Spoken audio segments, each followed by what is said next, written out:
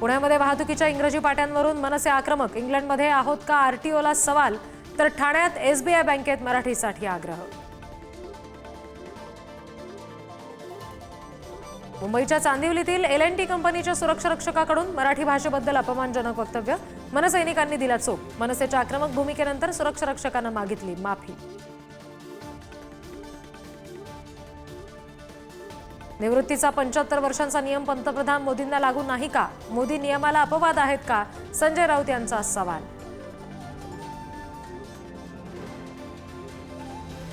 प्रशांत कोरटकरच्या जामिनावर आज सुनावणी. न्यायालयीन कोठडीमध्ये असणाऱ्या कोरटकरला आज जामीन मिळण्याची शक्यता.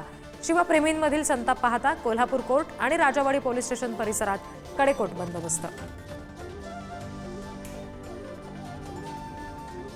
बिश्नोई गँगकडून माझ्या हत्येचा कट. भाजप आमदार सुरेश धस यांचा खळबळजनक दावा. मुंबईत बिश्नोई समाजाचे लोक पाठवून मला मारण्याचा प्रयत्न झाला. धस यांची माहिती.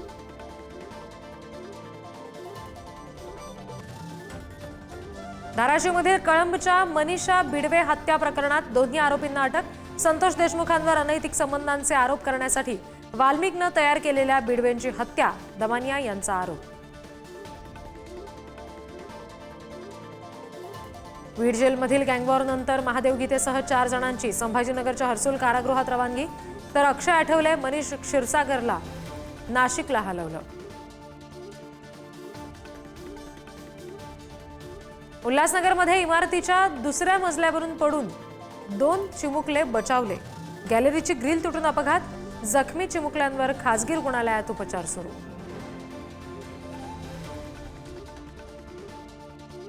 गडचिरोलीच्या चामोर्शीमध्ये भाजप नगरसेवक आशिष पिपरेकडून 40 पेक्षा अधिक आदिवासी महिलांची फसवणूक. अगरबत्ती उद्योग आणि ट्रॅक्टर खरेदीसाठी परस्पर कर्ज उचलल्याचा आरोप. न्यायासाठी महिलांचा आक्रोश.